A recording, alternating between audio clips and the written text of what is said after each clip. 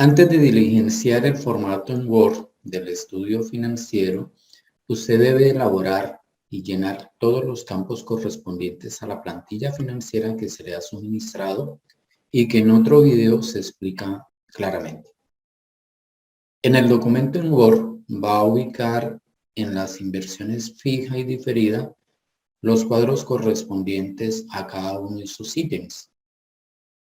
En la inversión fija va a copiar las tablas de la plantilla de Excel donde dice inversión, selecciona los cuadros correspondientes al equipo de oficina, al equipo de computación, a la maquinaria y equipo, a los muebles sin seres operativos y a las herramientas. Todos esos cuadros se copian y se pegan en la inversión fija, en ese mismo orden, colocándole el título a cada cuadro y haciendo una breve explicación de cada uno de sus cuadros. No se trata de pegar los cuadros solamente, sino hacer una explicación de la información que se contiene en los cuadros, en algunos aspectos que el lector debe conocer. Se incluye en esta inversión fija también este cuadro donde se resume toda la inversión fija de acuerdo con la clasificación de los activos. Se selecciona eso y se pega también en ese lugar en la parte final. Luego, para la inversión diferida, va a copiar ese cuadro de inversión diferido. Una vez diligenciado, lo copia y lo pega en el espacio, pero tenga presente también hacer una explicación de cada uno de los ítems contenidos en ese, sobre todo en aquellos aspectos que el lector podría tener interrogantes. En el capítulo de costos y gastos hay una aclaración que debe tener en cuenta. Dependiendo del tipo de proyecto, si es de producción, comercio o servicios, define el título del siguiente numeral y elimine lo que no corresponde. Es decir, si su proyecto es de producción, deja solamente esto, pero si su proyecto es de prestación de servicios, deja solamente esa expansión del título, o si es de comercialización, entonces dejaría el título como costos de comercialización. Estos costos se clasifican entre fijos y variables y para ello usted acude a la pestaña TTP para que presente allí el cuadro de nómina operativa, tanto de mano de obra directa como de mano de obra indirecta, si la hay, los insumos y materias primas, si los hay, materiales indirectos, el prorrateo entre costos y gastos y el cuadro de costos fijos. Todos esos cuadros los copia y los pega en esa parte de costos fijos. De igual manera, haga una explicación breve de aquellos ítems que requiera. En costos variables va a colocar este cuadro correspondiente a costos variables. Y luego, en costos totales, va a pegar este otro cuadro que resume los costos fijos y variables de producción o de prestación del servicio o de comercialización. La redacción va de acuerdo con el tipo de proyecto.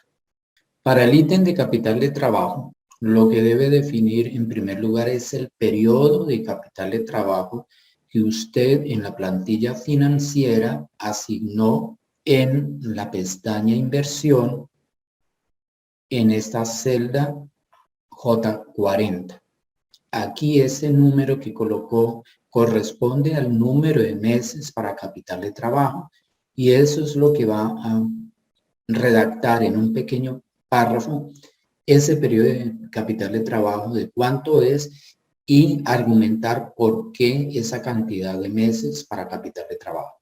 Recuerde que hay proyectos que requieren muchísimo periodo de capital de trabajo y hay otros que sencillamente necesitan un periodo pequeño.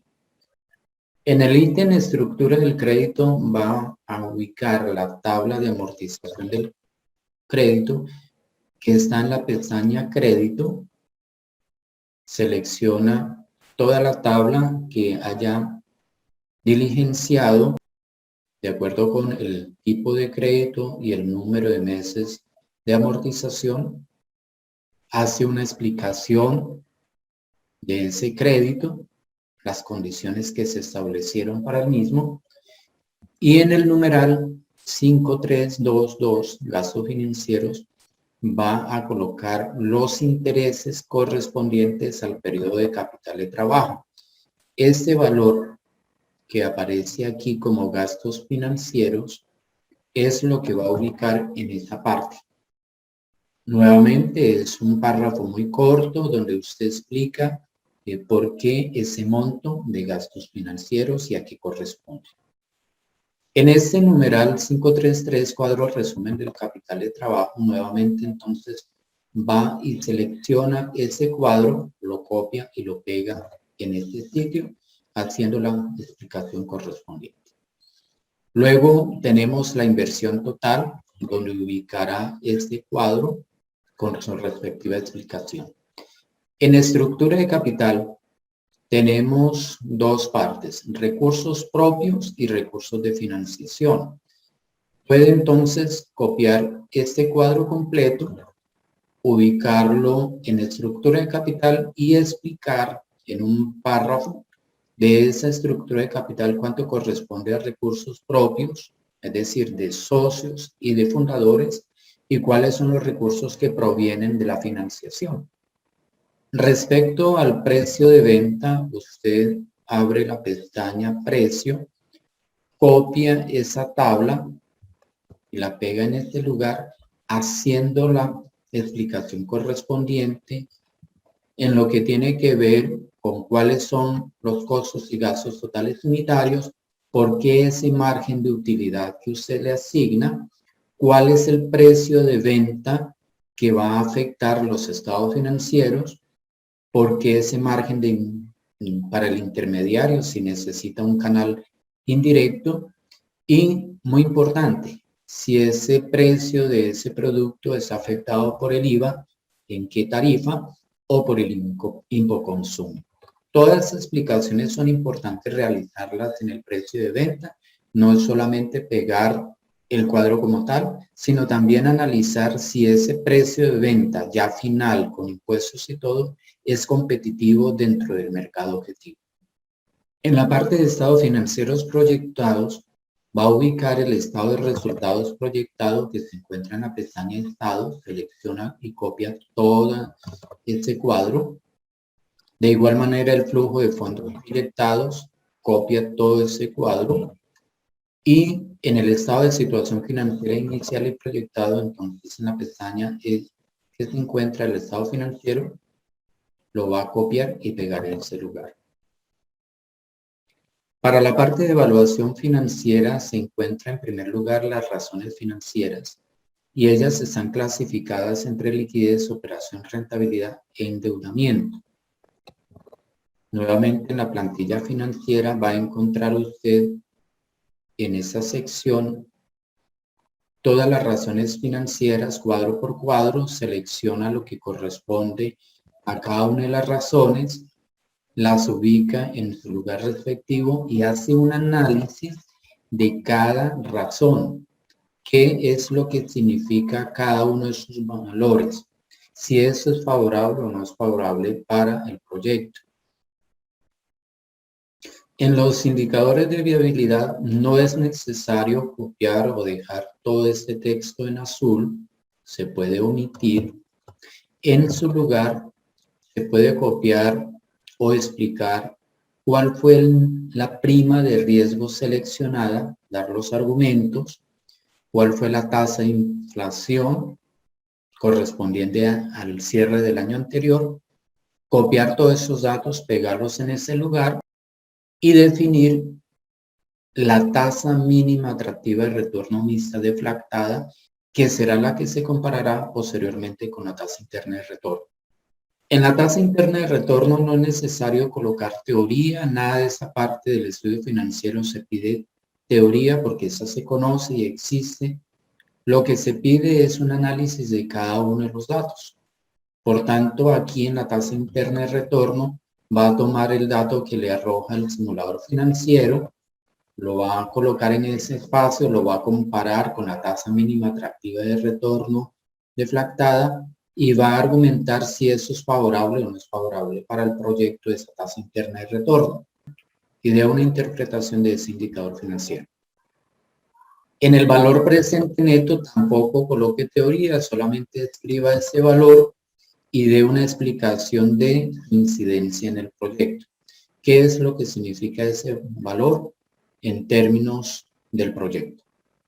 Para el periodo de recuperación es necesario que presente ese cuadro completo y muestre en qué año se recupera la inversión, si se recupera en el primero, segundo, tercero, cuarto o quinto año. De igual manera, en el punto de equilibrio no es necesario que deje los textos en azul. En su lugar, usted puede copiar este cuadro donde viene el punto de equilibrio en diferentes fórmulas, tomado de esos datos y presenta a su vez el gráfico. No solamente pegue los cuadros y pegue el gráfico, sino haga una explicación de cada uno de los puntos de equilibrio hallado, sobre todo aquellos que tienen mayor incidencia en el tipo de proyecto. Para el tamaño del proyecto, usted debe definir si el tamaño de este proyecto es microempresa, pequeña empresa, mediana empresa o gran empresa. Revise cómo está actualmente la clasificación de tamaño de empresa, que se orienta más por el estado de resultados, lo que tiene que ver con los ingresos operacionales. Estos ingresos operacionales del año 1 serán los que le darán a usted la pauta para definir si su empresa es micro, pequeña, mediana o gran empresa. Luego vienen las conclusiones del estudio de factibilidad. Este es un texto reflexivo, claro, conciso de los resultados que se obtuvo en el mismo. Sintetiza todas las partes claves, las soluciones encontradas a los problemas que se planteó, recogiendo en esa parte las respuestas a las preguntas que a lo largo del tiempo se hizo. Tenga en cuenta que si el proyecto no es viable, de igual manera argumente las razones que encontró para llegar a ese resultado. Una sugerencia es presentar una conclusión por cada uno de los estudios y una conclusión general por el estudio de factibilidad, determinando si el proyecto es rentable, es sustentable y es viable. Respecto a las recomendaciones que debe incluir en este documento, no se trata de hacer recomendaciones a nivel empresarial, sino tenga en cuenta que el documento va a ser de referente para muchos otros que querrán, a partir de su proyecto, a partir de su estudio de factibilidad, formular otro estudio de factibilidad.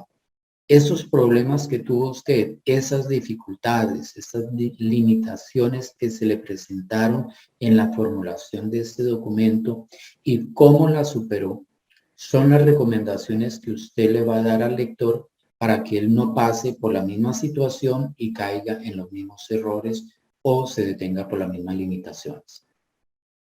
Por último, anexe toda la bibliografía ordenada alfabéticamente y los anexos que son necesarios presentar en este documento.